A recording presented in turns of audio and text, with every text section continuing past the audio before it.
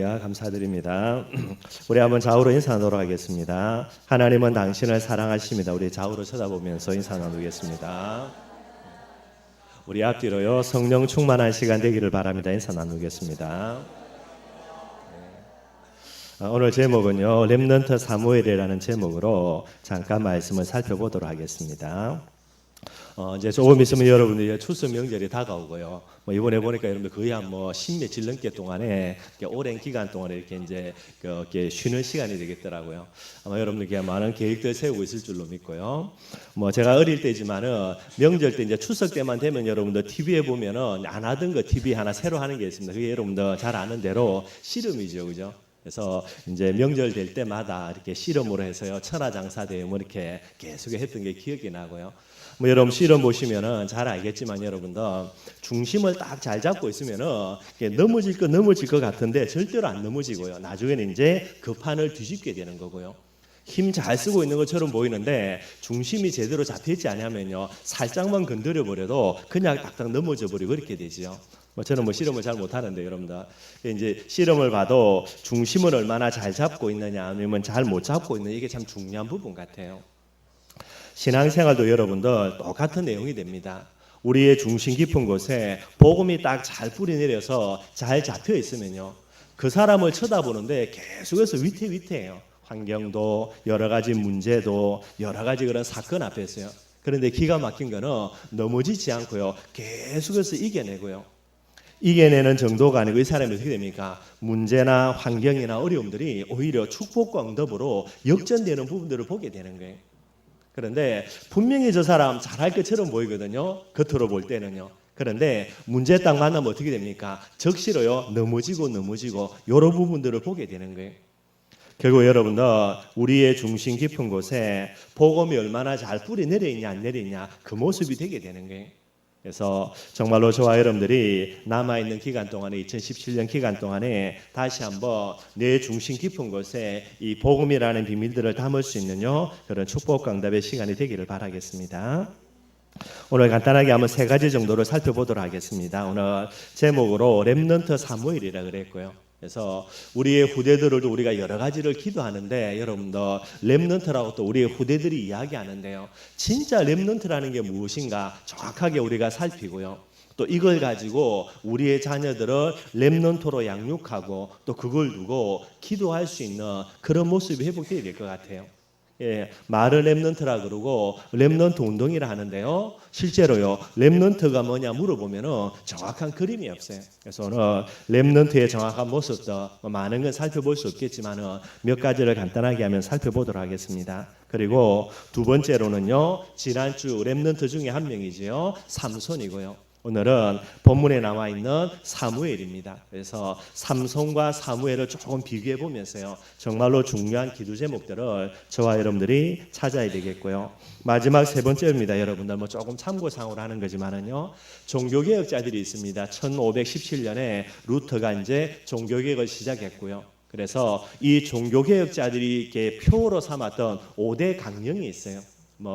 다섯 가지만 간단하게 생각하면 됩니다. 그래서 요 세 가지를 조금 살펴보고 말씀을 마무리할 수 있도록 이렇게 정리하도록 하겠습니다. 제일 첫 번째, 여러분들 우리가 렘넌트라 이야기하는데 도대체 여러분들 렘넌트가 어떤 자인가, 우리가 정확하게 그 부분들을 이해를 해야 될 것 같고요. 성경에는 여러분들 이사야 6장 13절에 보니까 뭐라 그랬냐면 거루터기라는 단어가 나옵니다. 실제 여러분들 성경에는 렘넌트라는 단어가 안 나와요. 우리나라 말로 번역된 성경에는요, 그럴 수밖에 없지요. 렘넌트라는 단어는 영어이기 때문에 한글 성경 아무리 뒤벼봐도 렘넌트라는 단어는 안 나오게 됩니다. 근데 이제 한국말로 번역된 성경에는요, 거루터기라 그리고 남은 자라 그런 단어가 나오고요. 그래서 남은 자라는 뜻을 갖고 있는 영어 성경에는요, 그게 렘넌트라는 단어가 나와요. 그래서 실제로 영어 성경을 살펴보면은 렘넌트라는 단어가 많이 나온다, 그건 조금 어폐가 있고요. 어느 정도 이제 중요한 부분에는 이 단어가 나옵니다. 그래서 우리가 거루터기 운동, 그것도 참 좋은 것 같은데 여러분들, 근데 말을 쓰기를 렘넌트라는 단어를 가지고 우리가 남은 자라 그래서 렘넌트 운동이라 그렇게 이야기를 해요. 그래서 우리 아이들요, 우리 후대들에게 렘넌트가 뭐냐 그러면요, 우리라 그러죠. 왜 너가 렘넌트냐? 우리가 후대기 때문에 렘넌트다 그렇게 이야기해요. 착각입니다, 여러분들. 후대기 때문에 렘넌트다. 절대로 그게 아니고 여러분들. 그런 의미가 있기는 있지만은요. 그래서 남은 자다, 하나님이 남겨두신 자다. 여러분들 어떤 사람을 하나님이 남겨두셨는가? 이제 그걸 우리가 잘 회복을 해야 되는 거예요. 우리의 후대들을 두고요, 정확한 기도 제목을 삼고 기도하기를 주님의 이름으로 축원드리겠습니다. 렘넌트의 모습입니다. 첫째, 여러분들 사람이 모습을 가지려면요, 뭐 여러 가지를 이야기할 수 있겠지만은 뭐 저같이 그림 못 그리는 사람요, 사람 그리라면 일단은 동그라미 하나 그립니다. 그게 뭐지요? 머리예요. 더 큰 동그라미 하나 그립니다. 그게 몸통입니다, 여러분들. 그리고 좌우로 짝대기 하나 껐습니다. 그게 팔이고요. 밑에 더 긴 거 하나 껐습니다. 그게 다리입니다. 저보고 사람 그리라면 딱 그렇게 그려요. 뭐 그림 실력이 없어서 어쩔 수가 없고요. 아마 여러분들 그림 못 그리는 사람 그리라면 대부분 그렇게 그리겠죠, 여러분들. 그래서 제가 그거를 생각하고요. 렘넌트 그러면 제일 먼저 여러분들 렘넌트의 머리예요. 렘넌트의 머리에는요, 반드시 뭐가 들어가야 되느냐? 복음의 내용이 담겨 있어야 돼요. 이게 렘넌트입니다, 여러분들. 복음의 내용은 뭐 제가 계속해서 설명하는 겁니다. 예수님이 뭐가 돼야 됩니까? 그리스도라는 게 머릿속에 들어가 있어야 돼요. 예수가 그리스도라는 말은 내 과거와 현재와 미래의 모든 문제를 완전히 영원히 해결했다. 이게 예수는 그리스도라는 말이에요. 정말로 우리 렘넌트들의 머릿속에요, 예수가 그리스도라는 이 비밀을 딱 가지고 최고의 축복으로 가치가 발견이 돼야 되는 거예요. 이걸 가르쳐 여러분들 머릿속에 뭐가 있다고요? 메시지가 있다 그렇게 이야기합니다. 메시지는 머리로 아는 정도가 아니고 반드시 머릿속에서 가치가 발견이 돼야 되는 거예요. 이게 정말로 여러분들 최고의 축복으로 가치가 발견이 되어져 있으면 여러분들 반드시 따라오는 게 있습니다. 어떤 것도 문제가 안 되는 사람이 되는 거예요. 저와 여러분들은 전도자입니다. 복음의 사람이에요. 예수가 그리스도라는 모든 문제 해결이라는 이 축복과 응답받은 사람들이에요. 그러면은 저와 여러분들이 어떤 사람이 되어야 됩니까? 어떤 것도 문제가 안 되는 사람이 되어야 되는 거예요. 늘 말씀드린 겁니다, 여러분들. 교회를 여러분들 쭉 이끌어가다 보니까요, 이게 문제고 저게 문제고요. 말은 맞습니다, 여러분들. 그런데 제 속으로 뭐라 생각합니까? 이게 문제, 저게 문제가 아니고 네가 문제다 그래요. 근데 이게 여러분들 제가 그렇게 생각하는 것도 맞지만은 제 자신도 마찬가지입니다. 어쩔 때는 제 자신의 교회를 보면서 이게 문제다라고 그렇게 위기의식이 느껴질 때가 있어요. 그런데 새벽에 정말로요, 조용히 묵상하면서 하나님께 계속해서 기대해 보면요, 교회가 문제가 아니고 누가 문제입니까? 내가 문제예요, 여러분들. 전도자는 진짜 모든 문제 해결입니다. 아니 문제 맞는데 여러분 덮어두고 문제 아니라고 그렇게 착각하면서 여러 가지를 해라 말이냐? 아닙니다, 여러분들. 진짜 문제가 맞으면은요, 뭐가 보입니까? 진짜 문제가 맞으면 답이 반드시 나와요. 문제를 잘못 보고 있거나 문제를 오해하고 있으면 뭐가 안 나오죠? 답이 안 나와요. 저 집사님이 문제 맞을 수 있습니다, 여러분들. 뭐 저 장로님이 문제 맞을 수 있습니다. 아니라는 말은 아니에요. 문제가 진짜 맞으면 뭐가 나와야 되죠? 답이 나와야 될 거 아닙니까? 그 답이 뭐지요? 그 답은 모든 문제 해결이라는 예수 그리스도가 되는 거예요. 문제는 맞는데 진짜 답이 맞으면 그 답이 뭡니까? 아무것도 문제가 안 되는 거예요. 그래서 아무것도 문제가 안 된다는 말이 되는 거예요. 여러분들 목사이기 때문에 교회가 문제없이 잡음 없이 조용히 가면 좋겠다. 물론 그것도 맞습니다, 여러분들. 그러나 복음의 내용을 가지고 본질적으로 살펴보면요, 진짜 복음의 사람은 아무것도 문제가 안 돼야 되는 거예요. 이것도 문제가 되고 저것도 문제가 되고, 무슨 말이죠? 본인이 소화를 못 시키는 거예요. 요즘 그래도 제가 감사하게도 이렇게 체증 같은 거 잘은 안 합니다, 여러분들. 근데 제가 한때 속이 안 좋을 때는요, 이게 급체 같은 거 자주 일어났어요. 똑같은 밥을 먹습니다, 여러분들. 시온이하고 똑같은 밥을 맛있게요. 저보다 더 급하게 먹을 수 있거든요. 그런데 시온이는 천하무좀 끄떡없습니다, 여러분들. 제가 체증 걸렸다 제가 지금까지 본 적이 없어요. 근데 여러분들 똑같이 밥 먹는데 저는 걸려가지고 이게 제게 이제 체증으로요, 여러 가지 문제가 오는 거예요. 다른 게 문제가 아닙니다. 뭐가 문제죠? 내 자신이 문제가 되는 거예요. 여러분들 생각해 보기를 바랍니다. 아무것도 문제가 안 되는 복음의 사람, 이게 여러분들 렘넌트라니까요. 메시지가 뭡니까, 여러분들? 복음의 내용 두 번째로요, 성령 하나님이 뭐 하신다 돼야 됩니까? 임마누엘이라는 게. 성령 하나님은 영원토록 세상 끝날까지 내 안에 나와 함께, 이게 복음의 제일 중요한 내용이 되는 거예요. 정말로 저와 여러분들이 이 축복 응답들을 계속해서 누려야 되겠죠. 하나님이 성령으로 영원토록 우리와 함께합니다. 이게 여러분들 최고의 능력이 되는 거예요. 이 가치가 발견되고요. 그러면 어떻게 된다고요? 늘 말씀드리는 겁니다. 어떤 환경도 상관이 없고 문제가 없는 사람이 돼야 돼요. 이 환경은 이래서 안 되고 저 환경은 저래서 안 되고 아닙니다. 여러분들 전능하신 하나님이 내 안에 성령으로 영원토록 함께 하시기 때문에 어떤 환경도 상관이 없어요. 여러분들 초막이나 궁궐이나 그 어디나 하늘나라입니다. 아무 상관이 없어요. 이게 여러분들 렘넌트요 머릿속에 복음의 내용을 가진 자가 되는 거예요. 세 번째 메시지는 뭐가 됩니까? 복음의 내용은요 성부 하나님은 세계 복음하신다라는 거예요. 그래서 늘 말씀드린 겁니다. 성부, 성자, 성령 그렇게 되는 거예요. 성부 하나님이 세계 복음하신다는 말은 무슨 말이냐면 내 안에 계신 하나님의 성령은요 나를 땅끝까지 정인되게 하신다. 요 내용이 되게 되는 거예요. 이거 여러분들 늘 말씀드리는 대로 최고의 가치라 그렇게 설명을 하죠. 이걸 사명이라 이야기를 해요. 사명이 있는 사람은요 어떤 사람도 상관이 없고 어떤 사람도 문제가 안 되게 되는 거예요. 여러분들 전부 다 우리가 말 들어보면 이 사람은 이래서 안 돼, 저 사람은 저래서 안 돼. 하나님은 뭐라고요? 니는 그래서 안 돼 그래요. 저와 여러분들이 사람 여러분도 가려가지고는 우리 어떻게 전도하겠습니까? 복음을 전한다. 전부 다 모자라고 부족하고 연약한데 모자람이 없고 부족함이 없고 여러분들 잘못됨이 없고 그럼 그 사람이 복음 받겠어요? 저와 여러분들이 정말로 내가 전도할 사람이 맞다며 그 사람이 모자란다. 할렐루야죠 여러분들. 그 사람이 부족하다. 그래서 내가 복음 전할 수 있게 되어지는 거예요. 사명이 없기 때문에 한마디로 이야기하면 사람을 가리는 겁니다. 저 사람은 저래서 안 돼. 저 사람은 이래서 안 돼. 잘못된 거예요 여러분들. 우리의 후대들이 렘넌트가 맞다면요 반드시 머릿속에 복음의 내용 반드시 들어가 있어야 돼요. 이 복음을 오해해버리기 때문에 어떻게 되는 거고요 여러분들. 신앙생활 전체가 완전히 엉망으로 돼버리는 거예요. 그래서 우리의 렘넌트들 제일 먼저 머릿속에 복음의 내용 꼭 갖추고 있는 그런 렘넌트가 돼야 되겠죠. 머리뿐만 아닙니다. 여러분들 몸통요 한마디로 가슴이죠. 가슴에는 뭐가 담겨 있어야 됩니까? 가슴에는요 하나님을 사랑하고 복음을 사랑하고 그 다음에 말씀을 사랑하는 이 중심을 딱 가져야 돼요. 요걸 가리켜서 복음의 중심 그럽니다. 하나님이 부족하고 연약했던 다윗을 왜 불렀냐? 다른 거 아니에요 여러분들. 중심 하나 보고 이 다윗을 부르게 되는 거예요. 근데 여러분들 사람의 마음속 깊은 곳에서는요 그냥 단순히 뭔가 중심에 안 담겨져요. 반드시 머릿속에 있는 게 가슴으로 내려오지요.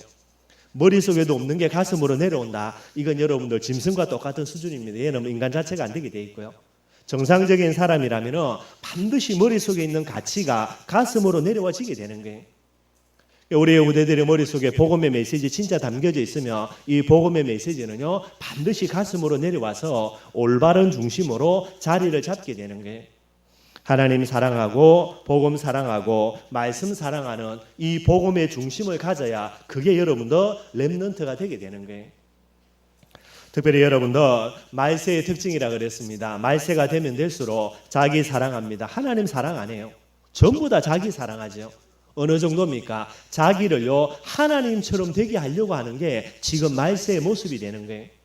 그 정도가 아닙니다. 결국은 돈을 사랑하는 거지요. 그래서 돈이 우상되어 있는 거예요. 돈만 있으면 여러분도 하나님처럼 살 수 있다라고 그렇게 착각하는 시대고요. 그 돈을 가지고 뭐 한다는 겁니까? 결국은 쾌락을 사랑하는 것이 말세의 모습이 되는 거예요. 사도 바울이 말세의 모습으로 이제 쭉 설명해 놓은 게 디모데후서에 나오는 게 오늘 이 내용이 되는 거죠. 말세에 자기와 돈과 쾌락을 사랑하는 이 시대에 하나님은 누구를 남겨놨습니까? 하나님을 사랑하고 복음을 사랑하고 말씀을 사랑하는 사람으로요 하나님이 남겨놓은 자들 그게 렘넌트가 되는 거예요. 내가 나이가 어리기 때문에 렘넌트입니다. 진짜 착각입니다 여러분들. 나이가 많든 작든 그게 중요한 게 아니고요. 하나님을 사랑하고 복음 사랑하고 말씀 사랑하는 자들이 바로 정말로 하나님이 보실 때에 참된 렘넌트가 되게 되는 거예요. 그 정도가 아니죠 여러분들. 아까 제가 이제 손을 그린다 그랬고요. 손에는 반드시 뭐를 가져야 됩니까? 복음의 능력 가져야 돼요. 복음도 알고 있습니다. 메시지로요. 가슴에 복음을 향한 중심도 있어요. 그런데 문제는 뭡니까? 복음의 능력이 없어요. 그러니 여러분들 계속해서 얻어터지게 됩니다. 우리의 렘넌트들은 또 하나님이 준비한 렘넌트들은요 반드시 무엇을 가지도록요 복음의 능력 가지도록 하나님이 만들어 갈 수밖에 없어요. 복음의 능력이 뭡니까? 복음의 능력은 다른 게 아닙니다. 기도의 힘이에요. 기도의 힘이 바로 진짜 복음의 능력이에요.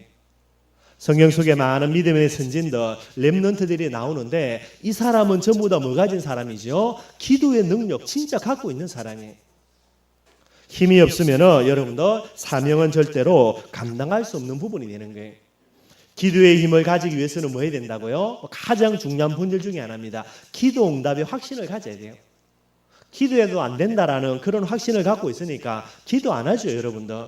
기도 안 하니 기도의 힘은 없고요. 결국은 응답은 못 받게 되는 거고요. 우리의 후대들을 렘넌트로 양육하고 싶으면 반드시 가르쳐야 됩니다. 뭐 가르친다는 말은 조금 어폐가 있는데요.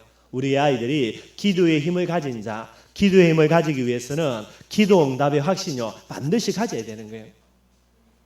그래서 여러분들 별것 아닌 것처럼 보여도요 반드시 기도하도록 만들고, 그래서 시간 지나고 난 이후에 하나님이 이게 응답해 줬다라는 이 부분들을 반드시 체크해 줘야 돼요. 뭐 저는 뭐 이제 애들 교육 제가 잘 하지 않고 뭐 잔소리만 하고 간만 지르지요. 뭐 이제 실제로는 우리 아이들을 여러 가지 하는 부분은 이제 집사람이 다 하고요. 그래서 제가 이제 뭐 집사람은 여러 가지를 이야기하면서 애들에게 어릴 때 이 부분만큼은 반드시 가져야 될 것 같아요. 제가 조금 반은 뭐 교만 비슷하게 자랑이지만은 우리 시원이나 시영이, 시혁이는요 얘들 마음속에 기도하면 응답 온다라는 확신 하나는 갖고 있습니다. 모자라는 건 많이 있는데 저희들이 이제 부모로서 제일 아이들에게 진짜 심어줘야 될 거 요 부분인 거예요. 그래서 뭐 조그마한 문제에 있어도요 뭐 저희들이 기도하면 되는데 애들에게 계속해서 기도시켰던 부분들이 되는 거고요. 그리고 애들이 시간 지나면 잊어먹어 버리거든요. 근데 반드시 나중에 이제 그걸 체크를 해주는 게, 니 봐라, 니 고등학교 간 거, 니가 기도해서 응답 받은 거 맞냐? 아 맞다, 이래 되는 거예요. 꼭 여러분들 어려서부터 이 부분들이 되어져야 되는 거예요. 기도의 능력을 가져야 되는 거고요. 이제 이게 계속해서 발전되어져서 뭐로 가야 됩니까? 기도가 체질이 되는 아이들, 요게 반드시 되어져야 돼요. 그래서 성경에 나와 있는 많은 믿음의 선진들, 믿음의 그런 조상들요 전부 다 어떤 사람들이죠? 기도의 힘을 가졌고요. 기도의 힘을 가졌다는 말은 반드시 기도 체질들 진짜 갖고 있는 사람들이 되는 거예요. 오늘 우리 렘넌트들이라고 말하면서요 예배드리는 우리 모든 후대들요 딱 가슴에 기도 제목 삼아야 됩니다, 여러분들. 이게 갖춰져야 하나님 앞에 렘넌트로 인정을 받게 되는 거예요. 내가 손들고 내가 렘넌트입니다. 하나님이 착각이라 그래요. 그리고요 하나님이 착각이라고 말하는 게 중요한 게 아니고 마귀가 볼 때는 웃고요. 이게 겁도 없이 렘넌트라고 손들에 그래가지고 맨날 마귀가 신부가 여러분들 괴롭힙니다, 여러분들. 이게 안 되어졌으면 렘넌트라고 큰 소리 치면 안 된다니까요. 뭐 우스갯소리지만은 이제 시혁이가 이제 뭐 아직 어리니까 여러분들 여러 가지를 뭐 게임 같은 것도 많이 해요. 조금 게임을 심하게 하면 제가 딱 가가지고 시혁아 니 렘넌트 맞냐 그래요. 말은 100% 렘넌트 맞다 그래요. 제가 이야기합니다. 니 요래하면 렘넌트 사표내야 된다 그래요. 우스갯소리를 하는 이야기입니다, 여러분들. 말로만 렘넌트 되는 게 아닙니다, 여러분들. 머릿속에 메시지, 복음의 내용, 가슴 속에 복음의 중심, 두 손은요 복음의 능력 가진 손, 이게 되어져야 되는 거예요. 한 가지만 더 말씀드립니다, 여러분들. 다리입니다. 뭐 제가 그림을 잘 못 그려가지고요. 그래서 다리는 뭐가 돼야 됩니까? 복음에 방향 맞춰야 돼요. 복음에 방향 맞추지 못한다 어떻게 되죠, 여러분들? 렘넌트 아닙니다, 여러분들. 복음의 방향은 뭡니까, 여러분들? 여러 가지 이야기할 수 있지만은요, 모든 영광 누구에게요? 하나님께 돌려드리는 거. 이게 복음의 방향 맞추는 부분이 되는 거예요.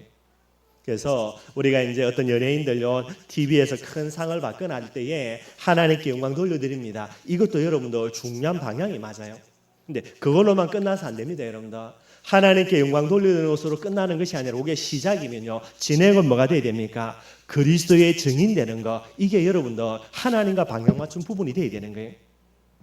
우리 모든 렘넌트들요 어디에 있든지 간에 나는 그리스도의 증인 되겠다. 이게 여러분들 하나님과 방향 맞춘 발걸음이 되는 거예요. 이 발걸음을 가지고요 걸음걸음 움직여 나가야 되는 거고요. 그리스도의 증인이 되면 뭐가 나옵니까? 제자가 나옵니다. 이게 전도와 선교라 그래요. 네 가지입니다, 여러분들. 렘넌트의 모습입니다. 머리, 가슴, 손과 발, 뭐 더 세분하게 이야기하면 복잡해지니까요. 그래서 요 네 가지만요. 우리의 자녀들을 향한 중요한 기도 제목입니다. 하나님, 우리의 아이의 머릿속에 복음 메시지가 들어갈 수 있도록, 이게 최고의 가치로 발견되어질 수 있도록, 우리의 아이의 가슴 속에요 모든 사람들이 하나님이 아니라 자기와 돈과 쾌락 사랑하는데 이 아이만이라도요 하나님과 복음과 말씀 사랑하는 중심 가질 수 있도록, 그리고 이 아이의 손에 진짜 기도의 비밀을 담아서 기도의 능력을 가진 그런 아이가 될 수 있도록 이 아이의 그런 걸음들이 하나님과 방향 맞추어서 전도와 선교, 제자라는 축복 광답을 누리는 발걸음이 될 수 있도록 이게 여러분들, 저와 여러분들이 내 아이를 두고요 가장 중요한 기도 제목이 되어야 되는 거예요. 이게 갖추어져야 그 사람이 바로 렘넌트라 그렇게 이야기하는 겁니다. 그래서 여러분들 뭐 메시지는 늘 이야기하는 거죠. 렘넌트라고 이야기할 때 또 다른 말은요 영적인 서밋이라 그래요. 영적인 서밋은 우리가 잘 알죠. 서밋은 최정상을 이야기하는 거예요. 여러분들 가슴 속에 그죠 복음의 중심이 없는데 여러분들 렘넌트는 영적인 서밋이라는 말은 그 있는 장소에서 가장 하나님을 뜨겁게 사랑하는 사람, 이게 영적인 서밋이에요. 그런데 그 중심이었는데 어떻게 영적인 서밋이 되겠습니까? 메시지입니다. 여러분들 복음의 메시지를 모르는데요 영적인 서밋으로요 그 있는 곳에서 그 있는 무리들 중에서 최고로 은혜 많이 받는 자 어떻게 되겠어요? 그리고 여러분들 렘넌트가 영적인 서밋이라는 말은 가장 은혜 많이 받는 자가 되면 되게 되는 거고요.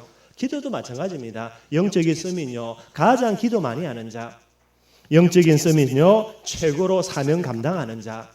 그러니 여러분들 영적인 서밋이 되기 위해서는 반드시 네 가지가 갖춰져야만 되게 되는 거예요. 어릴수록 좋죠. 여러분들 어린 내 자녀들요 정말 여러분들이 품에 안고요 하나님 머리에 손 얹고 진짜 이 아이의 머릿속에 복음의 메시지 들어가도록요 가슴에 딱 손 얹어주고 여러분들 정말로 하나님과 복음과 말씀 사랑하는 아이 되도록요 손 딱 잡고 이 손이 기도의 능력 가지고요 세계를 움직이는 손이 될 수 있도록요 다리 딱 붙들고 여러분들 그죠? 진짜 이 걸음걸음마다 하나님과 방향 맞추어서 전도와 선교, 제자가 일어나는 발걸음 될 수 있도록요. 여러분들 정말로 기도해 주시기를 바랍니다. 기도한 대로 반드시 됩니다, 여러분들. 다크가 여러분들 머리에 손 얹고 채우라 그래요. 안 하려 그래요. 쑥스러워서 그죠? 그리고 또 부모님도 못 하고요. 그래서 어릴수록 좋습니다. 다 가슴에 안고 여러분들 기도해 주시기를 바랍니다. 반드시 하나님은 여러분들의 기도대로요 우리의 후대들이 렘넌트로 자라가는 그런 축복 광답을 누리게 되는 거예요. 두 번째입니다. 여러분들 오늘 삼손과 사무엘 두 사람은 조금 살펴보면서요 몇 가지 중요한 그런 응답의 그런 기도 제목 발견하기를 바랍니다. 우리가 잘 알고 있는 대로 삼손과 사무엘은요 엄마 뱃속에 있기 전에 하나님이 먼저 선택하여져서 나실인으로 선택받았고요 두 사람 다 똑같이 사사의 사명을 감당했던 사람이 되는 거예요. 그런데 이 두 사람의 마지막은요 너무나 차이가 나는 완전히 극과 극이 되게 되는 거예요. 그래서 오늘 삼손도 사무엘도 똑같은 렘넌트입니다. 이제 두 사람의 렘넌트를 조금 한번 비교해 보도록 하겠습니다. 둘 다 여러분들은 사사지요. 그래서 지난주에도 말씀드렸던 대로 사사기를 보면은 네 가지가 계속해서 악순환으로 돌아가요. 타락하게 되어져서 하나님이 징계 주시고요. 그리고 이스라엘 민족이 잘못했다 회개할 때에 사사들을 보내어서 구원이라는 축복 응답을 주시는 거예요. 그 다음에 얼마 있지 않아요. 또 타락하고요. 또 징계받고 회개하고 사사 보내서 구원해주고 이게 계속해서 반복해서 돌아가는 겁니다. 몇 년을 돌아가죠? 340년이 반복이 되는 거예요. 그러니까 여러분들 하나님이 보실 때에 사사 하나 일어나는 동안에 이스라엘 백성들이 하나님 앞에 서 있는데 사사 죽고 나면 또 범죄하고 또 사사 세워야 되고 이게 계속해서 반복이 되는 거예요. 그런데 이 어마어마한 저주와 재앙의 고리들을요 아무도 깨닫지 못하고 이걸 두고 어느 누구도 기도하는 사람도 없고요 여기를 두고 도전하는 사람 아무도 없게 되는 거예요. 누가 깝깝하고 누가 답답한 겁니까? 하나님이 보실 때 깝깝하고 답답한 거예요. 그래서 하나님께서 계획을 하시는 겁니다. 이 늙은요 나이 들어가지고 사사로 불러가지고 사명 주니까 이게 일이 안 되는 거지요. 그래서 하나님께서 무엇을 계획하셨죠? 엄마 뱃속에서부터 사사로 준비된 구별된 자, 그래서 완전히 이게 뿌리 깊게 체질된 자, 그런 자를 세워야 되겠구나. 그게 하나님의 계획이신 거예요. 그래서 하나님이 이스라엘 백성을 쭉 찾는 중에 누가 걸려든 겁니까? 자녀가 없는 마노아의 가정을 하나님이 선택하신 거예요. 그래서 자녀가 없는 마노아에게 하나님이 천사를 보내가지고 네게 아들 줄 테니까 이 아들을요 나실린으로 키우라는 거예요. 이게 이제 하나님의 중요한 그런 사명 계획이 되게 됩니다. 그래서 그렇게 해서 태어난 아이가 누굽니까? 그게 삼손이에요. 삼손의 이름의 뜻은 여러분들 태양이라는 뜻입니다. 그래서 정말로요 이 저주와 재앙 속에 있는 이스라엘 민족들 이런 저주와 재앙의 고리를 흑암을 꺾는 영적인 태양과 같은 아이가 되라면 이런 부분인 것 같고요. 이렇게 해서 이제 삼손이 태어나서 어려서부터 엄마 아빠를 통해서요 계속해서 나실이라는 언약을 심으면서 이 아이가 자라나게 되는 거죠. 그런데 지난주 말씀 나누었던 대로요 이 삼손이 어떻게 됩니까? 언약 잃어버리고요 완전히 망해가지고요 뭐 눈알 뽑혀지고 짐승처럼 맷돌 돌리고요 나중에는 이스라엘 그 블레셋 민족들 앞에서 재롱을 부릴 정도로 그 정도로 완전히 망해버린 거예요. 근데 하나님이 삼손을 나신으로 불렀으니 그렇게 방치할 수가 없죠. 결국은 그런 극악한 환경, 완전 망한 환경 속에서요 삼손이 다시 언약 회복하고 사명 회복하고 마지막에 하나님께 기도하면서요. 그래서 하나님이 응답 주셔가지고 사명을 감당하면서 이제 죽어가는 그런 부분들이 되게 되는 거예요. 이게 이제 삼손의 모습이 되는 거예요. 근데 여러분들 오늘 본문에 보면은 또 다른 사사로 그 다음에 단순한 사사가 아니라 나시린으로 응답받는 사람, 그게 여러분들 사무엘이 되게 되는 거예요. 오늘 본문에는 여러분 어떤 가정이 나오냐면 엘가나라는 남자하고 한나라는 여자가 이제 결혼해서 가정을 이루게 되게 됩니다. 그런데 이 한나와 엘가나의 이 두 사람 사이에 하나님이 자녀를 주시지 않게 되는 거예요. 자녀가 없으니까 어떻게 됩니까? 이스라엘은 자녀가 너무나 중요하게 되어지고요. 그래서 이 엘가나가 어쩔 수 없어가지고 다른 여자를 얻게 되어져서 그게 이제 분인나라는 여자가 되는 거예요. 이 분인나는요, 뭐 하나님이 축복하셨는지는 모르겠는데 자녀를 순풍순풍 잘 낳은 거예요. 그래서 성경에 보니까 한 사람 정도가 아니고 많은 자녀를 낳게 되는 거죠. 많은 자녀를 낳아가지고 분인나가 이제 자녀를 낳았으니까 그죠? 남편인 엘가나가 자기를 사랑해 줄 줄 알은 거예요. 그런데 엘가나가 자기를 사랑해 주기는 그는요 계속해서 자녀를 못 낳는 첫 번째 여자입니다. 이 한나를 너무나 아껴주고 사랑해 주게 되는 거예요. 여자의 질투심 보통 알죠 여러분들. 그러니 분인나가 이제 눈이 돌아가지고요 계속해서 한나를 괴롭히게 되는 거예요. 얼마나 괴롭히겠습니까 여러분. 그래서 이 괴로움 속에서요 한나가 계속해서 예루살렘 성전에 올라가서 하나님 내게 자녀 주세요. 한두 해가 아니고요 오랜 기간 동안에 매년마다 성전에 올라가서 자녀를 달라고 기도하는 거예요. 그런데도 하나님이 한나에게는 자녀를 주시지 않게 되는 거죠. 이게 이제 가면 갈수록 계속해서 핍박은 심해지고요 마음의 갈등과 괴로움은 심해지게 되는 거고요. 그걸 보면서 또 엘가나는 불쌍해가지고 계속해서 또 이제 여러 가지를 해주고요. 그러니 더 이제 미워가지고 분인나는 또 핍박하고 이게 이제 악순환이 계속해서 되어져 가는 거예요. 그런데 어느 날입니다 여러분들. 한나가 이런 어마어마한 고통 속에서 하나님께 계속해서 기도하는 중에요 하나님 내게 아들 주세요 이런 기도다가 이 기도 제목이 여러분들 바뀌어지게 되는 거예요. 메시지 우리가 잘 알죠 여러분들. 그게 여러분들 11절 내용이 되게 되는 거예요. 11절 여러분들 한나가 서원하여 이르되 만일 하나님이 내게 아들을 주시면은 그 아들을 하나님께 평생에 드려서 삭도를 내지 않고 그 말은 나실린으로 이 아들을 하나님께 드리겠습니다. 요게 이제 한나의 기도 제목이 되게 되는 거예요. 단순한 아들이 아닙니다 여러분들. 단순한 아들은 이미 여러분들 엘가나는 이 아들을요 많은 아들을 두고 있는 거예요. 가업을 물릴 수 있는요. 근데 이게 여러분 한나가 아들 달라는 거는 단순히 자기 억울한 거 자기 한풀이 그래서 아들 달라는 것밖에 안 되게 되는 거예요. 하나님 보실 때는 엘가나의 가정에 이미 아들을 줘가지고 뭐 전혀 문제가 없습니다 여러분들. 그런 나의 중심 속에서 내 소원과 내 한을 푸는 아들인데요 한나가 계속해서 기도해도 응답이 없다가 어느 날 한나가 깨닫는 거예요. 내 소원 내 한을 푸는 그런 아들이 아니고요 만일 하나님 내게 아들 주시면 무엇으로요? 나실린으로 하나님께 아들을 드리겠다라는 거예요. 이게 무엇이죠? 하나님께서 이 삼손을 통해서 하나님이 계획하신 그 하나님의 계획 그리고 340년 동안의 악순환의 고리를 끊으려고 했던 하나님의 소원 이 부분들과 한나의 기도가 뭐가 됩니까? 이게 일치가 되게 되는 거예요. 제가 볼 때는 한나가 그 정도까지는 보지 못한 것 같아요. 단순히 그냥 전부 다 아들 줘놨더니 이 아들이 우상 숭배하고 엉망으로 사니까요 하나님 내게 아들 주시면은 이 아들은 구별되게 해서 하나님을 사랑하고 하나님을 섬기는 자로 내가 드리겠습니다 요래되게 되는 거예요. 그런데 이건 단순하게 그렇게 기도한 것처럼 보이는데요 얼마 전에 좀 제법 시간 전에요 하나님께서 삼손을 통해서 하나님께서 하시기를 원했던 그 소원과 그 계획과 이게 여러분들 맞아떨어지게 되는 거예요. 그렇게 한나가 하나님께 우연히 기도했던 그런 조그만함의 기도 제목의 그런 발견과 깨달음 가지고 기도했던 건데요. 이게 하나님의 가장 큰 사사시대를 향한 하나님의 소원과 이게 여러분들 일치되게 되는 거예요. 그러니 여러분들 하나님이 어떻게 하겠습니까? 그 적시로 응답할 수밖에 없게 되는 거죠. 그래서 19절에 뭐라 나오냐면요. 그들이 아침에 일찍 일어나 여호와 앞에 경배하고 돌아가 그들은 한나와 엘가나며 이 두 사람이 이제 자기 집으로 돌아가지요. 라마의 자기 집에 이르니라 엘가나가 그의 아내 한나와 동침하며 그 다음에 보면요. 여호와께서 그를 생각하신지라. 그는 누구죠? 한나를 생각한 거고요. 한나를 생각했다는 말은 한나의 기도 제목을 생각한 거예요. 그 한나의 기도 제목은 하나님의 소원이요, 하나님의 계획이요, 하나님의 간절한 한이 담겨 있는 그런 부분들과 일치한 기도 제목이 되게 되는 거예요.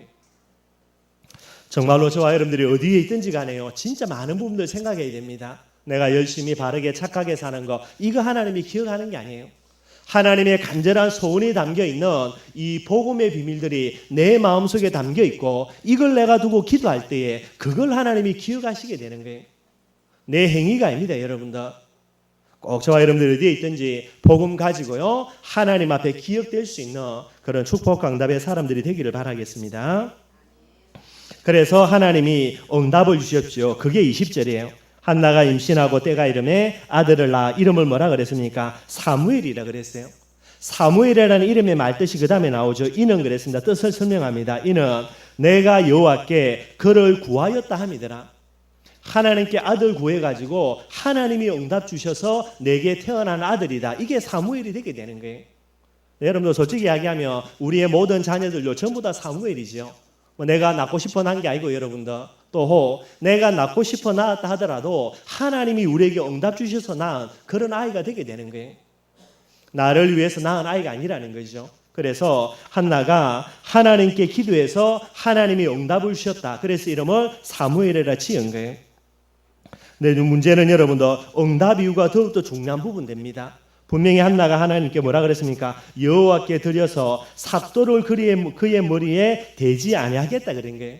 이걸 여러분들 여러 가지로 해석할 수 있는 부분이 됩니다. 여호와께 드린다 이 말은요 조금 다르게 해석을 하면은 내가 일평생에 하나님을 위해서 사는 아이로 하나님께 드려서 머리에 삭도를 대지 않겠다 이런 부분의 의미가 될 수도 있는 부분이 되는 거예요. 그런데 이 부분들을 가지고 한나가 어떻게 하나님 앞에 응답 이후에 헌신하냐면요. 성경을 보면 22절이지요. 2장 22절입니다. 여러분들. 22절. 1장 22절입니다. 1장 22절에 보면요. 오직 한나는 올라가지 아니하고 그의 남편에게 이르되 아이를 젖대거든 내가 그를 데리고 가서 여호와 앞에 뵙게 하고 거기에 영원히 있게 하리이다 하니 이제 무슨 말이냐면 아이가 이제 자라가면서 계속해서 1년에 한 번씩요 예루살렘 성전에 와서 이제 제사를 지내야 되는데 한나가 뭐라 그러냐면 이 아이가 젖대기까지 내가 안 데리고 간다라는 거예요. 그러면서 젖을 떼고 난 이후에는요 이 아이를 하나님의 성전에 데리고 가서 거기서 이 아이를 하나님께 맡기고 키우고 나는 돌아오겠다 요걸 이야기를 하게 되는 거예요. 젖을 뗀다는 말은 여러분 거의 만 3세 정도를 이야기합니다. 만 3세까지는 내가 젖 먹으면서 키우다가 이 아이가 3세 이후가 되면 예루살렘 성전에 하나님께 드려가지고 거기서 생활하도록 하겠다라는 게 여러분들 한나의 중심 보십시오. 얼마나 여러분들 이 아이가 사무엘이 귀한 아이겠습니까? 그렇게 핍박과 어려움 속에서요 겨우겨우 기도해서 응답받은 아이예요. 그러니 여러분들 이 아이를 떨어뜨려 두고 싶겠습니까? 자기 품에 안고요 정말로 사랑으로 그렇게 키우기를 원하겠죠. 그런데 한나가 뭐라고 고백합니까? 하나님께 기도하기를 그죠? 하나님께 드리겠다라는 이 부분 때문에요. 이 정도까지 안 해도 되죠, 여러분들. 하나님께 드린다는 말은 하나님을 위해서 살도록 하겠다. 그렇게 하면 돼요. 그렇게 해서 일평생에 사랑하는 아들이 얼마나요? 눈에 넣어도 안 아플 거 아닙니까? 그 아들을 옆에 끼고 앉아가지고요 맛있는 거 먹여가면서 사랑으로 잘 키울 수 있는 부분이 되게 되죠.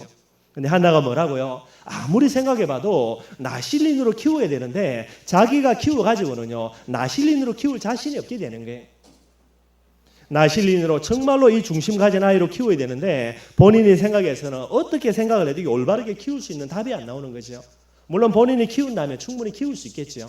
그런데 한나의 판단입니다. 내가 키우는 것이 아니라 정말로 하나님께 맡기고 하나님이 키우는 아이가 되어야 되겠구나. 이게 한나의 마음속에 생각이 되는 거예요. 응답받기 전에는 여러분들 모르죠. 여러분들 뭐 하나님께 바치겠습니다. 근데 여러분들 실제로 응답받고 나면요, 얼마나 여러분들 이 한나가 3년이 지나가지고 예루살렘 성전으로 아이를 데리고 올라갈 때 마음이 어떻겠습니까, 여러분들? 그리고 그 어린 피덩이를요 성전에 두고 여러분들 떠나와야 되는데 두 발걸음이 또 어떻게 되겠어요? 근데 한나의 생각입니다. 나실인으로 키워야 되는데 나는 키울 수 없다라는 게, 내가 부족하고 연약하기 때문에. 그래서 이 아이를 하나님의 손에 맡겨서 하나님이 키우는 아이로 만들어야 되겠구나. 이게 여러분들 한나의 생각이 되게 되는 거예요. 그래서 한나가 어린 사무엘을 하나님의 성전에 맡기고요 돌아오게 되는 거예요. 그래 여러분들 엄마의 마음속에 핏등이 한 3살 지난 아이를요 얼마나 여러분들 사무치도록 보고 싶고 그립겠어요. 그럴 때마다 한나가요 멀리 떨어져 있지만 집에서 뭐 하는 겁니까? 생을 걸고 기도하는 거예요. 사무엘은 여러분들 엄마의 가슴 깊은 곳에서 기도라는 비밀을 가지고요 이 아이가 자라난 거예요. 한나가 이렇게 여러분들 기도하니까 제 생각에는 엘가나도 여러분들 그죠? 아무래도 이제 사랑하는 그런 아내를 통해서 태어난 아이니까 뭐 다 아들 좋겠지만은 특별히 또 사무엘이 귀하겠죠. 엘가나도 여러분들 사무엘을 보고 싶을 때마다 아들을 위해서 하나님께 기도할 수밖에 없게 되게 되는 거예요. 이렇게 해서 태어나서 이제 사무엘로 나신인으로 자라간 아이가 요게 이제 사무엘이 되게 되는 거예요. 그런데 여러분들 하나님께 사무엘을 드렸던 이 한나에게 하나님이 어떤 축복을 주셨냐면요 2장 21절입니다. 2장 21절에 보면 여호와께서 한나를 돌보시사 그로 하여금 임신하여서 3아들과 2딸을 낳게 하셨고요. 이게 여러분들 한나에게 주셨던 또 다른 축복이 되는 거예요. 늘 여러분들 우리가 하나님을 위해서 하나를 헌신하며 하나님은 상상할 수 없는 부분의 축복과 응답으로 반드시 우리에게 응답해 주시게 되게 되는 거예요. 뭐 지난 계속 말씀하는 것처럼 영적인 투자라 그렇게 이야기를 했죠. 이런 한나의 헌신 속에서 이제 삼손이 자라서 사무엘 역할을 사사의 역할을 감당하게 되는 게 사무엘이 사사의 역할을요. 그래서 쭉 살펴보면은 나중에 이제 사무엘이 자라가지고 사사 역할을 감당하면서 제일 먼저요 온 이스라엘 백성들을 미스바에 불러 모아가지고 회개 운동을 벌려 나가요. 얼마나 귀한 일인지 모르죠. 그리고 그 다음에 여러분들 블레셋을 물리치고요 기념비를 샀습니다. 에베레셀의 기념비를 샀고요. 그 다음에 이 사무엘이요 계속해서 사사로서 매년마다 베델, 길갈, 미스바 이렇게 계속해서 순회하면서 이스라엘 민족을요 말씀을 설명하고 하나님의 말씀을 대언하면서 이 사사의 역할을 감당하게 되는 거예요. 뭐 지금까지의 사사는 완전히 다른 형태가 되게 되는 거죠. 그렇게 하고요 이 사무엘이 사울과 다윗에게 기름을 붓고요 하나님의 중요한 축복과 응답의 발판을 남기는 그런 일들을 감당하게 되는 거예요. 그리고 여러분들 이 사무엘 한 사람이 세워짐으로 말미암아 340년 동안에 오는 이런 저주와 악순환의 고리들이 이 사무엘 한 사람 때문에 끊어지게 되는 거예요. 얼마나 큰 축복과 응답인지 모르고요. 뭐 이제 지난주 말씀 나누었던 삼손하고 오늘 사무엘하고요 여러분들 완전히 극과 극이 되게 되는 거예요. 왜 이런 차이가 날까? 저와 여러분들 정말로 조금 생각해 봐야 됩니다. 그래서 올바른 렘넌트 운동을 어떻게 할 것인가 많은 부분들을 생각해 봐야 되는 거예요. 왜 한나와 마노아 그리고 삼손과 사무엘에게 이런 차이가 나겠습니까? 가장 첫 번째 이유는 뭐냐니까 여러분들 마노아는 나실인이고 그리고 사사라는 이 부분에 참된 가치를요 본인이 발견하지를 못한 거예요. 그러니까 본인은 아들 없이 멍하 있다가 어느 날 하나님이 소원했어요. 하나님이 급하셔가지고 마노아 찾아와가지고 나실인으로 아들이 필요하니까 네게 아들 줄 테니까 나실인으로 키워라. 요게 마노아입니다 여러분들. 그런데 한나는 이렇게 얘기하는 거죠. 많은 어려움들 속에서요. 아 진짜 하나님의 소원이 나실인이라는 게 하나님이 정말로 원하시는 거겠구나. 이게 깨달아져서 나실인에 대한 뭐를 갖고 있습니까? 가치를 알고요. 그 가치가 마음속에 하늘로 뿌리 내려지게 되는 거예요. 똑같은 아이를요 태어나기도 전에 주의 천사로서 그런 계시를 통해서 아들을 응답을 받은 거예요. 그리고 이 아들이 나실인이다. 이 응답과 축복을 받았는데 마노아 같은 경우로는 본인이 가치를 발견해서 원한 게 아니라 하나님이 억제로 강제로 그냥 준 거야 되는 거예요. 반대로 한나는 그것의 가치를 발견하고요 본인이 하나님께 기도해서 응답받은 부분들이 되게 되는 거예요. 여러분들 반드시 여러분들 가치가 발견되고 그 가치를 통해서 내 마음속에 뭐가 돼야 됩니까? 이게 여러분들 한으로 소원으로 반드시 회복돼야 돼요. 소원이 없고 한이 없는데 내가 응답받는다, 축복받는다. 100% 여러분들 그것 때문에 어려움 당하고요. 그것 때문에 실패하고요. 그것 때문에 큰 문제가 오게 되는 거예요. 그래서 여러분들에게 하나님이 응답 주시기 이전에 반드시 뭐가 있습니까? 응답 받을 그릇이 뭐냐면요. 그게 마음의 소원이요. 그게 마음의 한이 되게 되는 거예요. 한나와 마노아의 차이 요 딱 두 가지가 됩니다, 여러분들. 그래서 이 두 사람이 요 차이 때문에요. 나중에 그런 많은 축복과 응답을 받아 누리게 되게 되는 거고요. 그래서 마노아 같은 경우는 어떻게 됩니까? 그냥 나시린이죠. 뭐 하나님이 나시린 주겠다 그랬으니까요. 근데 한나의 같은 경우로는 그냥 나시린이 아니고 어떤 나시린입니까? 오직 나시린이 되게 되는 거예요. 오늘 우리 사랑하는 렘넌트들에게 여러분들 여러 가지가 담겨야 되지만은 진짜 우리 렘넌트들에게 오직이라는 가치가 진짜 심겨져야 됩니다. 그래야 렘넌트가 되게 되는 거예요. 이걸 심는 것이 저와 여러분들의 기도 제목이 되어야 되는 거고요. 한나의 마음속에는 오직 나시린이라는 가치가 한이 있고요. 마노아의 마음속에는요 오직 나시린이 아닙니다. 여러분들 그냥 나시린이 되게 되는 거예요. 이 차이가 되게 되는 거예요. 그 정도가 이제요. 다른 케이스로요. 삼손과 사무엘을 한번 살펴보겠습니다. 이제 엄마와 아빠의 다른 부분들이고요. 본인들이죠. 삼손과 사무엘의 차이가 되는 거예요.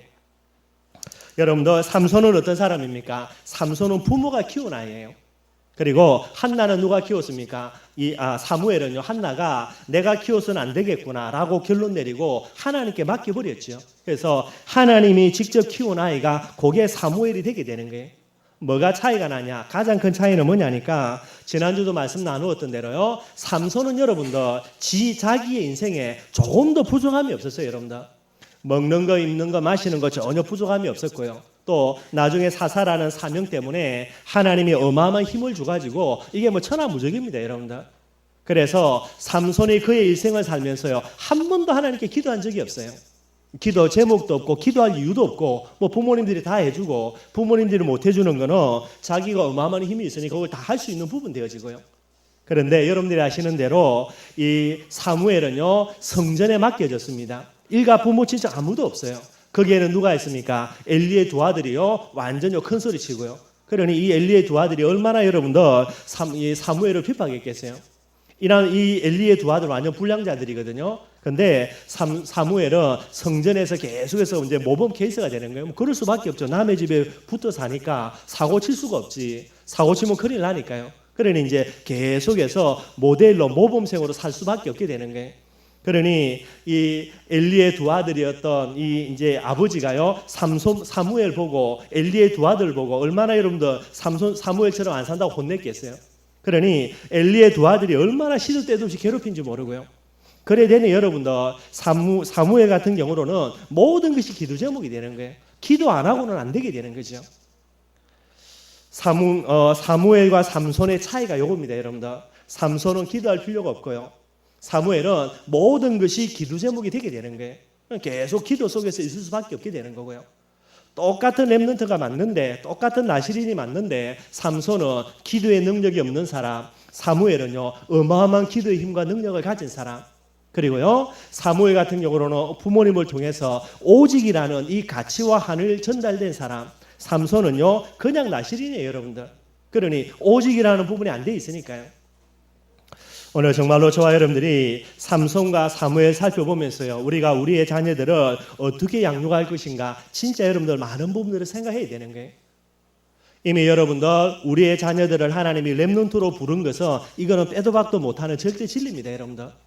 둘 중에 하나입니다. 내 아이들이 강제로 사명 감당해서 삼손 꼴 나든지 아니면요 이 아이에게 올바른 것을 심어가지고 나시린이라는 렘넌트라는 복음의 한을 가진 오직의 중심을 가지고요 진짜 기도의 능력 가진 아이로 키워서 이 아이가 자기 스스로 이 사명을 감당하는 사무엘처럼 되든지 둘 중에 하나밖에 없어요.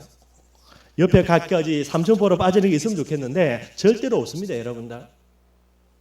한번 여러분들 진짜 한번 생각해 보기를 바랍니다. 이 아이가 지금 커갔다. 삼손 되겠습니까? 여러분들 아니면은 사무엘 되겠습니까?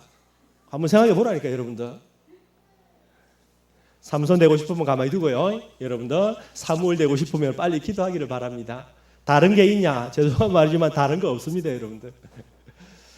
오늘 이런 부분들 다시 한번 여러분들 우리 중심에 담고 꼭 기도하기를 바라겠고요. 시간 많이 지났지만은요, 마지막으로 한 가지 간단하게 한번 살펴보겠습니다. 세 번째로 여러분들 종교개혁자들이 있습니다. 1517년부터 종교개혁이 시작되어졌죠. 제일 중요한 인물은 루터와 그 다음에 이제 칼빈이라는 사람이 되고요. 이 사람들이 이제 종교개혁을 벌려나가면서 외쳤던 5가지 구호가 있어요. 이걸 가리켜서 종교개혁자들이 말했던 5대 강령이라 그렇게 이야기합니다. 지난주에는 칼빈의 5대 교리라 이야기했죠. 근데 종교개혁자에 말했던 5대 강령이라 그래요. 그 당시에는 이제 라틴어를 썼기 때문에 라틴어로 5가지 구호를요, 이 사람들이 외치게 되는 거예요. 그 5가지 간단하게 말씀드리고 마무리하도록 하겠습니다. 제일 처음에는 여러분들 솔라 스크립투라는 단어를 써요. 이게 뭐냐면 솔라라는 것은 오직이라는 단어예요. 솔라 스크립투라는 말은 오직 성경이라는 겁니다. 그 당시에 여러분들 천주교에서 이제 종교개혁을 벌려나갔죠. 천주교는 성경보다 교황의 말을 더 권위를 두게 되는 거예요. 그런데 종교개혁자들은 뭐라고 주장합니까? 오직 성경이라는 게, 모든 권위는 오직 성경에만 있다라는 게, 이걸 이제 그 사람들이 주장한 겁니다. 그리고요, 두 번째 구호는 뭐냐니까 솔루스 크리스투스라는 게, 솔루스라는 말은 뭐 솔라라는 뜻과 똑같습니다. 크리스투스는 그리스도라는 말이죠. 오직 그리스도라는 게, 오직 예수 그리스도만이 뭐가 되죠? 구원의 길이 된다라는 게, 연옥에가 있다고 해가지고 헌금 많이 한다고 그래서 면죄부를 산다고 우리 죽은 조상이 천국 간다, 천만이 아니라는 거예요. 오직 예수 그리스도 아니고는 구원의 길이 없다라는 거예요. 그래서 솔루스 크리스투스 이렇게 이제 두 번째 주장했고요. 세 번째 구호입니다. 솔라 그라티아라는 게, 그라티아라는 말은 은혜라는 단어예요. 오직 은혜라는 거예요. 전적인 하나님의 선물인 오직 은혜로서만 구원을 얻는다, 그렇게 주장하게 됩니다. 여러 가지 행위를 많이 주장했죠. 천주교가 아니라는 거예요. 하나님의 은혜로만 구원을 받는다라는 거예요. 네 번째입니다. 솔라 피데라는 겁니다. 피데라는 말은 믿음이라는 말이에요. 오직 하나님의 은혜를 주시는 그런 믿음으로만 구원을 받는다라는 거, 이게 이제 종교개혁자들의 주장이 되게 되는 거예요. 하나님이 주시는 죄 사함과 구원은 다른 어떤 공로가 아니라 오직 믿음을 통하여서 받는다. 이게 여러분들 솔라 피데라는 그런 구호가 되고요. 마지막 5번째입니다. 솔리데오 글로리아라는 게, 데오라는 말 하나님이고 글로리아라는 말은 영광이지요. 그래서 오직 하나님께 영광, 이게 그들의 구호가 되는 거예요. 5가지 오직이라 그렇게 이야기를 하기도 합니다. 여러분들 종교개혁자들, 이 사람이 그 어마어마한 종교개혁이라는요, 이런 축복광답에 가장 중요한 발판되는 5가지 구호가 되게 되는 거예요. 오늘 저와 여러분의 마음속에 진짜 담아야 되고요, 렘넌트들의 마음속에 진짜 담겨져야 되는 거예요. 오직 성경, 오직 그리스도, 오직 은혜, 오직 믿음, 오직 하나님께 영광, 이게 딱 가슴 깊은 곳에 정말로 담겨야 돼요. 이 비밀을 가지고요, 우리 아이들이 삼손처럼 억지로 여러분들 렘넌트의 사명 감당하는 것이 아니라 사무엘처럼요, 마음껏 하나님의 축복 응답의 모델이 되는 그런 렘넌트의 사명을 감당하기를 주님의 이름으로 축원드리겠습니다.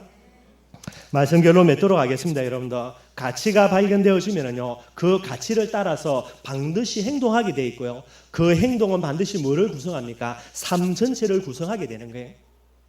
그래서 오늘 5가지의 솔라를 가지고요, 이게 진짜 같이 발견되어져서 5가지가 오직이 되어지면요, 이것이 우리의 삶의 가장 중요한 부분으로 뿌리내리게 되는 거예요.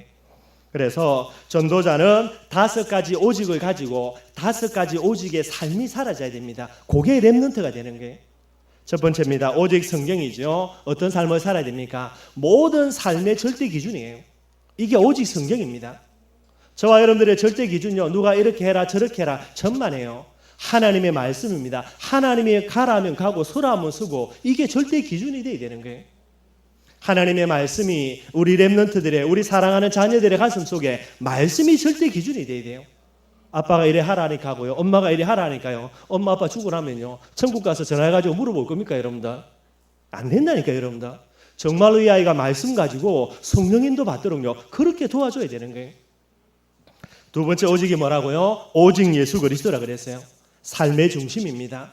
예수 그리스도가 진짜 오직이 맞으면요, 내 모든 삶의 중심은 뭐가 뿌리내려야 됩니까? 오직 예수 그리스도가 삶의 중심이 돼야 되는 거예요. 실은 보시라요 여러분들, 그렇게 어마어마하게 힘세고 덩치 좋은 친구예요. 별로 힘도 없어 보이는 친구가 툭 건드려보면 넘어가져 버려요. 중심이 잘못되어 있어 그렇다니까요. 우리 친구들의, 우리 사랑하는 자녀들의 마음속에 중심이 잘못되어 있으면요, 판판이 다 깨어 넘어지는 거예요. 중심만 올바르게 딱 갖고 있으면 여러분들 아무리 태산과 같은 문제 받아요, 안 넘어진다니까요. 세 번째 오직이 뭡니까? 오직 은혜라 그랬어요. 오직 은혜라는 비밀을 가지고요, 우리의 사랑하는 자녀들이 삶의 기초, 삶의 기본입니다. 이걸로 삼아야 돼요. 모든 기본이 뭐 속에서요? 은혜가 우리의 내가 사랑하는 후대들의 기본이 되어져야 돼요, 여러분들. 기본이 무너져 버리면요, 아무것도 안 되는 거예요. 은혜 속에서 기본이 갖춰져야 됩니다. 그래서 렘넌트라고 사도 바울이 이야기하는 제일 절대 기준이 뭐죠? 디모데를 가리켜서 은혜 속에서 강하고요. 이게 가장 절대 기준이에요. 바울이 보는 렘넌트의 기준입니다. 바울이 보는 영적인 서밋의 기준이에요. 은혜 속에서 강한 자라는 거예요. 우리의 사랑하는 후대들이 삶의 기본으로 뭐를 잡아야 됩니까? 은혜를 잡아야 돼요. 돈을 삶의 기본으로 잡는 게 아니에요. 성공을 삶의 기본으로 잡는 게 아닙니다, 여러분들. 가장 중요한 삶의 기본은 은혜라니까요, 여러분들. 네 번째 오직이 뭐죠? 오직 믿음이에요. 삶의 방법입니다, 여러분들. 모든 삶의 방법 무엇으로요? 믿음으로. 그리고 믿음대로. 이게 여러분들 삶의 방법이 돼야 돼요. 그리고 마지막 오직은 뭐입니까? 오직 하나님께 영광이죠. 삶의 목적입니다. 내가 사는 이유 뭐 때문에 살지요? 하나님께 영광 돌려드리기 위해서요. 이것만 딱 가슴 깊은 곳에 여러분들 박혀 있으면 됩니다, 여러분들. 공부 잘해라 마라 말할 필요가 없습니다, 여러분들.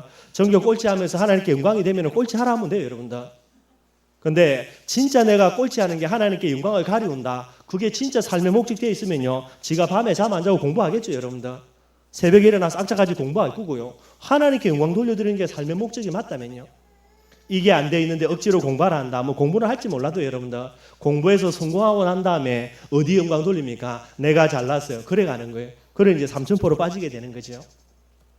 오늘 여러분들 렘넌트 사무엘이라 그랬습니다. 어머니 한나를 통해서요, 이 사무엘의 마음속에 오직의 가치가 전달되어지고 그게 한이 되어진 거예요. 그리고 그것으로만 끝난 것이 아니라 사무엘은요, 기도 안 하면 안 된다니까요, 여러분들. 이 비밀을 가지고 참된 렘넌트로 자라갔던 사무엘은요, 부모님의 자랑과 면류관이 되고, 그리고 나라와 민족을 향한 하나님의 뜻과 계획을 성취하는 최고의 축복과 응답의 모델이 되게 되는 거예요.